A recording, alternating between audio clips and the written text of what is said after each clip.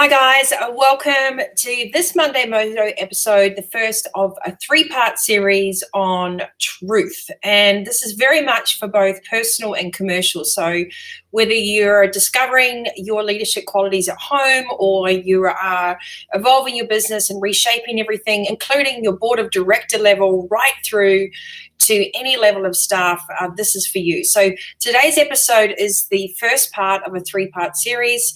It is all about truth. It's how to discover that for yourself, how to actually define that, why we haven't even been taught that before. And then also the second part, I'll be talking about how do you, when you've come comfortable with that, communicate that to others in a safe space and have the courage to do so. And then also, how do we receive truth from other people? So it's all very well to tell people to be truthful and I want to hear all your honesty, but you know, receiving the truth is something we're also not taught about. So I want to navigate you through that as well. The liberation that comes from that, the incredible process that you go through when you stand in that space, some analogies around that and using them in home and work environment, and then a couple of top tips and tools. So don't forget, if you haven't already liked and subscribed, please do so on the button below. Just click the little bell there so you'll get notifications. My name is Nikki Fogden-Moore. You'll probably see my dog Roxy walking behind here in the background. She likes to roam free like a little dire wolf. And thank you so much for joining me on the YouTube channel Monday Mojo Show. So if you haven't already come and hang out before, there's hundreds of videos on everything from fitness to mindset, and most of all links around accountability and adulting and how to actually be in the driver's seat of your life. So it's 10% on maybe what's gone wrong in your life and all the things that aren't working, but really the tools to grab hold of your destiny, grab hold of your visions, your creativity, your true success and abundance, and put great leaders in the positions they need to be in. So thanks to the guys from the Save the Waves Coalition. I love my trucker hat. We'll be doing a giveaway this week on my Monday Mojo. You can sign up on the vitalitycoach.com.au. The link is in the description box below. If you sign up for the blog Monday Mojo, I'll be giving away one of their really cool t-shirts to someone that comments on the show. But I want to keep it short today, not one of my fortes once I get started, and so many great questions. But I want to talk just before we begin, and if you want to go and check out Chef Pete Evans on Instagram and some other quotes that have been coming through, I shared one on my Instagram yesterday about truth. We spend so much time in society, in school, as kids being told that we have to be good. So be a good girl, be a good boy, be a good coach, be a good student, be a good team member, be a good colleague, blah, blah, blah. I mean, it keeps going. How to be a good parent, but whose idea of good are we trying to embody? And what is that subjective label that we get given when we're trying to conform to always do the right thing? So ultimately what happens when we are out of alignment as individuals and leading in our own life, regardless of what your title is, my show is very much for leaders because I believe we're all leaders. Most importantly, you've got to understand that you are actually in charge of your thoughts and your actions, but we don't actually get taught to differentiate between allowing what we really want and what feels right, between the distinction between being told what we should be doing. So often we are waiting for acceptance and outside validation, a score, a medal, going to the next grade, getting the next job title. We're always waiting for that kind of that sort of pinball machine of the next like, if you want to put it in today's modern society terms. We spend so much time looking out for a validation that we've really lost sense of what it is that we really think, feel, need, and want in the first place for ourselves. So that's what the series is all about. And most of overwhelm, most of burnout, most mental health issues, and people's inability to find peace and happiness is because they never feel like it is enough, whatever they're doing, or they are enough. And they're two very dangerous polar opposites of the spectrum that have exactly the same result, which is a state of uneasiness, a state of never feeling like they've actually achieved anything, and just always having to overthink. So let me put this in energetic terms very simply for you. When you're in alignment, it is almost seamless. It is an instant. It is a quantum leap from the now to the next. It's like clicking your fingers. It's even less than that.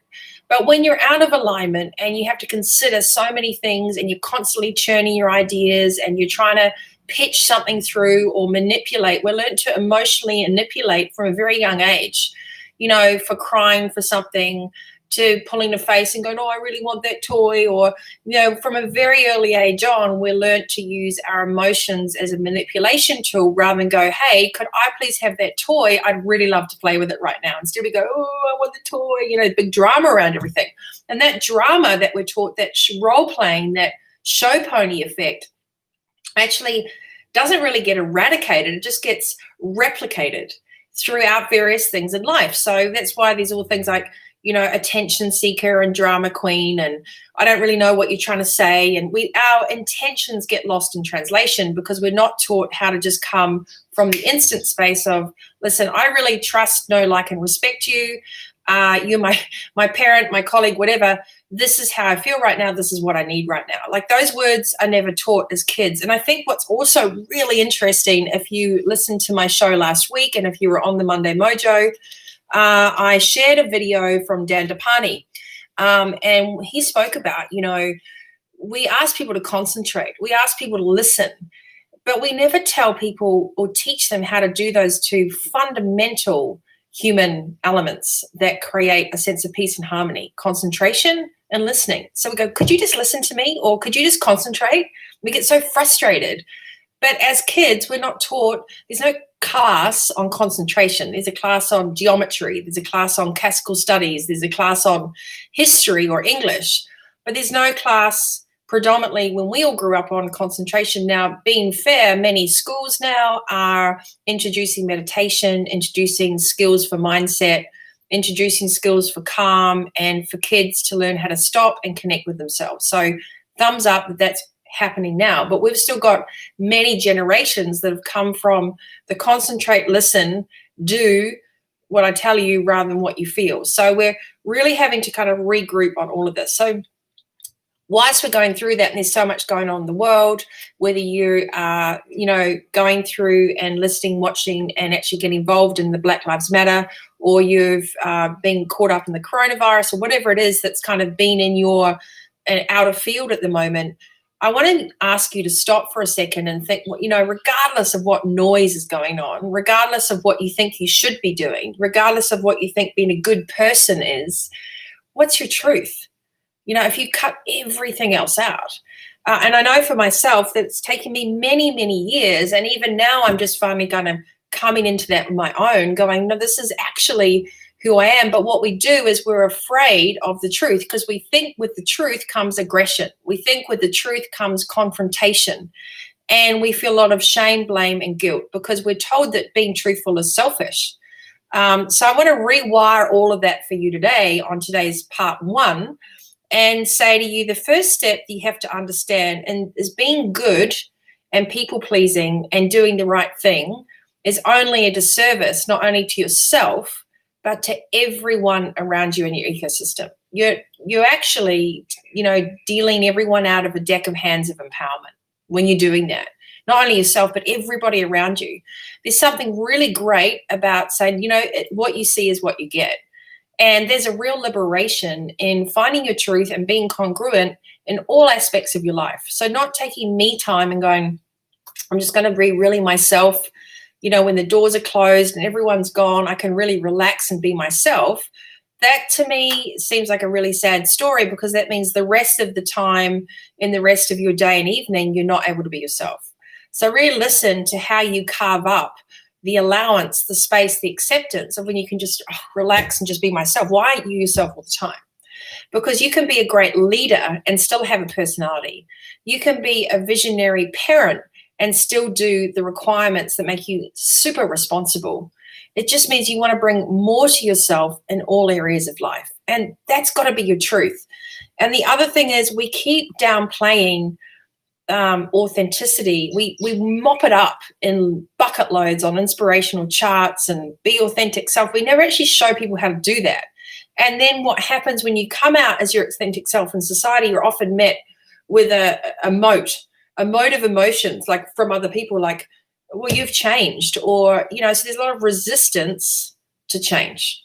That's why before you even announce your truth, practice your truth, you got to hit your training wheels on first and really resonate with that yourself. So the first step is just defining that and going, what feels out of alignment? So you could take a piece of pen and paper and you just write up the top there, truth. Narelle, I'm recycling. Look, see, always. And I'm a writer, and I'm not saying on digital, I'm saying cognitively your mind relates best to things when you physically write things down than when you put it into a phone. So you can always add it to your agenda or add it to your notes later. But what's really important on a metaphysical level is that you write the stuff down. You take a pen and paper and you write it out. So I want you to write down, you know, I call it the traffic light. What in your life is in the green zone? So you've got your green zone. That's just the stuff that you just love. It's on fire. It's in flow. It's easy. It's people, places, things, right? So people, places, and things. The next system in the traffic lights, of course, is amber or orange, right? And those are the things that are kind of, I don't know, they're kind of, maybe with a bit more effort, they'd do really well, but I'm not really sure if I really like it. So you kind of got to put some energy into assessing those. So the amber lane in your truth chart is, it's the sort of things. It's the maybes, you know, I kind of like it, not really sure. Don't know if I like it, but it's the in-between zone. And then you have the red zone, which is, you know, this just does not work for me. This person, this place, this project, this idea, this construct, this value, this programming, whatever it is, this limiting belief, it does not sit well with anymore. And what happens when you get forced for change is that things that are out of alignment, you can't ignore them anymore. They just, you know, you can change direction, you can change cities, you can pack up your car and go off somewhere, but it will follow you. So escaping by location does not escape the reality of what sits inside of you. So you may as well just do the work wherever you are, which is, guess why COVID's been so good? People being forced to do the work. So there you go. You've got your truth thing, you know, on your recycled bit of paper. And you've got your green zone, which is, these things, they flow. I don't even need to think about it, you know, people, places, things, projects, whatever. You've got your amber zone. I do this in terms of board of directors, executive teams, you know, people sit in these zones too.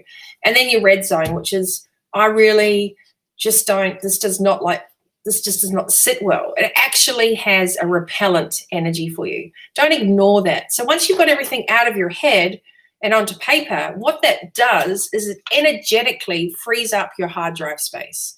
So when you're in your truth, as I said to you before, the ego, the self-talk, the too good to be trues, the you have to do it this way, your societal limiting beliefs that you've been given, notice they take a lot of energy to make a financial decision, a personal decision, you know, even if it's to do with moving house or budgets or start, like you really have to overthink everything because you're like, oh, what about this? But when you learn to harness, and that's why I call it quantum decision making in my programs, which is in my next books, then you're really surprised at how easy it is. But that's the confusing factor because your self-talk goes, oh, no, that's too easy. You know, you really should be coming up after 2 days in a bunker and then you'll have your answer. That's not true. So what we need to learn in today's modern landscape is energy exchange in the way we problem solve, energy exchange in the way we connect with ourselves is about simplicity. It's an instant. The more energy something takes, the more it sits in the red zone. It's like the revs of a car. You know, so take note of that. If something is taking a lot of energy, it's probably not good for you, and you're probably thinking about it in your ego state rather than your connected state. And connected state equally means intelligence. Connected state does not just mean that you're sitting there meditating on a hill covered in beads, having miso soup. Connected state means truly accessing all the records that you need to make an informed, intelligent, emotionally mature decision. Point blank. Informed, intelligent, emotionally mature decision. So important. Especially, you know, I say to my clients, you know, you're managing $100 million coming through this ecosystem, whether it's, you know, in your country or we're doing cross-border, that money has to have good intent behind it. That money has energy behind it. So every leader that is managing money, whether you're in a department or you own a business or you're the CEO or a chairman of a board, that money you're associated with has energy. So where that green flow is, where it's positive and where it's doing well, and where you put your energy is where it will expand. And if you're constantly focusing on what you want to avoid, you'll just create more of that. So remember, the responsibility that we have as leaders is not just to show up and do the right thing. It's actually to embody the great values. It's to make those decisions that come from the centered place of truth. Okay, so let me do that again, just in case you haven't got it. There we are, your 3 traffic lights. The first step to discovering your truth is to sit down and define what really matters. What chemically flows for you, feels good. You know it. You can, whether it's a budget line item on your P&L, or it's people that you work with, or it's suppliers. Everything has chapters, and sometimes we hang on and we hang in there because we're like, this person, place, or thing has potential, but it just takes all our energy, right? It's just exhausting. So energy exchange on things that amplify our mutual energy exchange. And if you're not willing to think about what your non-negotiables are, it will always get sucked out of you. And that means you are losing the one opportunity of your extreme value to add to this planet as a leader, which is your true, authentic self. So let me say that's the bottom of the thing, is that we've all got skills and experience that we learn along the way. Hi, Roxy. So all of us can learn skills and experience on our matrix. We can all learn things, but what truly separates us at the top of the mountain is the filters, is our creativity, is our vision, is of how we see something, of how we articulate something, of how an engineer designs a building, how a creative person puts an ad campaign together, how a CEO creates a vision for an organization, how a designer, a creator, an inventor, an artist, a musician. The reason why we're all so different is because we need that difference to add on top of a base foundation of skills and experiences that make humans so incredibly gifted. And I want to give you a little experiment of how the same sentence should be delivered in truth in 2 different ways. So some people, when I start trying to dig down into what their truth is, they get really afraid that being truthful with people will be perceived as aggressive, confronting. And for most people it is, because they don't know how to receive it. So let me give you a little analogy. You're the CEO of your business and you're in the middle of this COVID time. We know from all the media and everything else, the second wave is coming. We also know JobKeeper is ending in September. We know there's masses of uncertainty. Like, anyone that says they know what's going to happen, I wouldn't believe anything apart from the date in the newspaper. That's about the only thing you can believe. So how do we instill and motivate our family and our teams and our staff authentically during times of complete uncertainty when we want to deliver the truth? What most leaders do is they make the mistake of not saying anything at all, of omission, of, better not say anything, or unless it's good news, don't say anything. Wrong. We need to be able to step up and say, you might not want to hear this, but what I'll always deliver to you and what I'll always promise you is the truth. Because when you give people truth, you give people freedom. When you give people truth, you give people choice. But when you withhold that truth, when you don't tell them exactly how you feel, where you sit, and what the truth is, nobody can make a decision. Nobody knows what landscape they're in, whether it's a personal issue, a commercial issue, a worldwide issue, or whatever. So here's how an example of that rolls out. Let's say a client of mine runs and owns a major supermarket, and he's got all these staff. He's like, well, Nikki, I don't really have anything good to tell them. And I said, just tell them the truth. Walk in there and say, okay, guys, it's almost Christmas. We're half to Christmas. It's the end of the financial year. This is the most unprecedented times. We don't have any information of what really is going to happen next. But what I can tell you is that as a team, we have come together more. As a team, we really learnt what our basic foundations of the business are. As a team, we have been there for our community, and we've made sure that the shelves were stocked, the doors were open, we showed up. So I'm very proud of you. So as a team, none of us know exactly what is going to happen next. But what we do know is that with that uncertainty comes excitement. with that uncertainty comes a passion to band together even more and always deliver the truth to our customers. So thank you for trusting this process, and then all of a sudden his staff feel on the same page, completely in part of the same family and completely empowered to say to other people, you know what, we don't really know what the future is, but what we do know is that we're agile, we're here for you, and we're excited about whatever we do, we know we can handle it.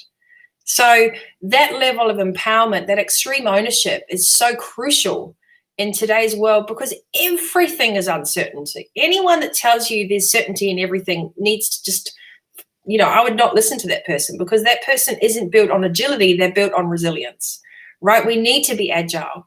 So the other side of delivering the truth, which most people are afraid of, is if, say, my client that owned the supermarket was delivering his team speech and I said, go in there and deliver the speech. And he gave that exact message, which is, we really don't know what's going to happen. And this is how he delivered it instead of what I just said, 60 seconds before. So 60 seconds before, the same message was delivering empowering, it was uplifting, it was clear, it was honest, and it recognized everybody's hard work and their ability to go through whatever, right? The second delivery method is, hey guys, we've had a few tough months, it's unprecedented, I don't really know what's going to happen, I can't tell you too much, so as soon as I have news, I'll let you know. What does that do? It completely deflates. It doesn't recognize that we can do whatever is thrown at us. It shows a lack of excitement. It shows a lack of courage around uncertainty. And all that does is it gives a truth that is really demoralizing and demotivating. So how you deliver your truth once you've figured it out is what we're going to focus on for part 2 of the series because it is so important, so important. But before you even do that, you have to ask yourself, are you a person that life is doing stuff to at the moment? Or are you a person that does stuff with this life? Because a couple of facts. Life is completely uncertain. Change is the only constant. Tick. It's a bit more like a rally than a Formula One track. No one's going to come in and pick the lint up off the runway for you or off the track and go, off you go, new tires. You'll have to figure it out yourself, right? And third, in the dawn of time, if you look back through all of history, through our financial crisis, through illnesses, through plagues, through everything, we've continuously, as a human race, been bombarded with challenges from every direction. So this is nothing new. We can handle it.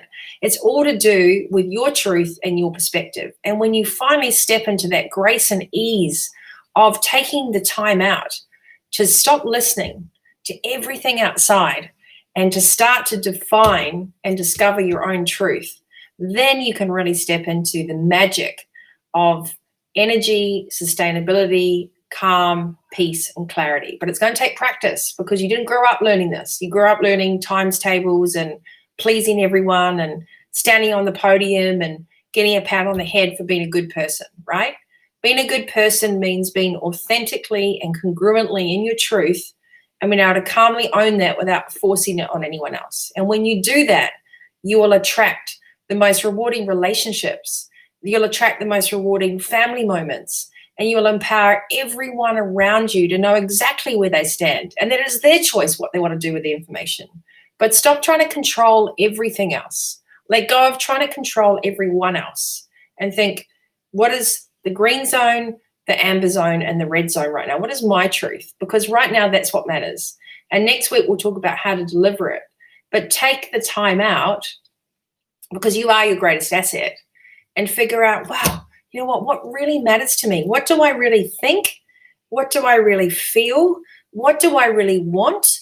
And what do I really need? And don't push that project or that homework off into the side because fundamentally it's the most important thing you'll ever ask. So sit down and do the work, just like you would do a budget, a spreadsheet, a project proposal, or delivery of a product for a client. You've got to be your client this week. You've got to figure it out. And then I'll teach you how to share that once you've got that work done. A couple of little things. If you go a couple of videos back, you'll see episode 121 on the Vitality Coach podcast. It's also a video on this channel with Pamela Panafax from Sunshine Holistic Counseling. And we talk about the 3 styles of communication. So there's passive, aggressive, and assertive. And what is really interesting is most people link between passive and aggressive. They're kind of codependent on kind of gaslighting information. Well, Same thing with sales and marketing. If I do this, the customer does that, then we do this. If you strip everything away and you just say, this is how I am, and you deliver that with grace and integrity, you'll be surprised at the response you get. You just have to learn how to do that, right? We're going to teach you. So assertive behavior is not aggressive. Assertive behavior is not confronting, because when you're truly assertive, you can deliver something so important, but so refined and so quietly that with a pin drop, you'll still hear it. And that's the thing. We don't need to keep screaming at things. We actually need to start taking some time out and working out for ourselves. You know, what is my truth? What I think, feel, want, and need from last week's mojo. And this week's mojo is, what are my traffic lights? What's in my green zone, my amber zone, and my red zone? And what are the skills and experience that I have? And then up here, these are all the things that are really important to you. So I'll write about that on the blog. It'll go up on the vitalitycoach.com.au on the website. We're going to aggregate all the Monday Mojo blogs as well. If you've missed those, please sign up on my website, thevitalitycoach.com.au. The sign up for Monday Mojo blog is right in the top. You can't miss it. Spot the dog behind the opt-in. And most importantly, I do actually want to help you guys navigate as fast as possible from chaos to calm. I don't want to just sit here and go, this was a great chat. I want to know what you need the most. So please leave me a comment or email me, nikki@thevitalitycoach.com.au. And to those of you that are doing that, to those of you that are signing up for accountability, that are stepping in, you know, and seeing the rewards of this, fantastic. Like, this is it. You're in the driver's seat. So keep going. And remember, dreams don't work unless you do. So stop putting hope boards and vision things up if you're not prepared to sit down and work out what's really critical in your life. So I hope I encourage you to do that today. The truth truly sets you free. There is no truer statement. It is extremely important that you figure yours out first before you even worry about anyone else's. It will empower you. It will enable you to lead by design. And it will give you the most important sense of peace, harmony, and energy than you've ever had before. So come join me on the journey. The new book as well is coming out soon. I kind of keep wanting to grab it to show you guys, but we're still waiting for a print date. So I feel like I can't say anything. But in the meantime, big shout out to the crew in Santa Cruz, to our Ramadan, to Nick, happy birthday for the other week, for all the work you're doing during COVID, for your foundations, to anyone that's doing anything from home to support others in need right now. Thumbs up. It just shows we don't have to go out and do huge things in public. We can make a lot of difference from a very small ecosystem in our own backyard. So well done, everyone. Please tune in next week. Monday Mojo is alive. I'm Nikki Fogden-Moore, your host. And thanks again for joining me. There's over 120 podcast episodes on Spotify and iTunes, all free, also on the blog. And come say hi on Instagram, @Fogden-Moore. Until next time, you stay healthy, wealthy, wise. And remember, you're in the driver's seat, so you got this. Okay, tune in. Bye-bye.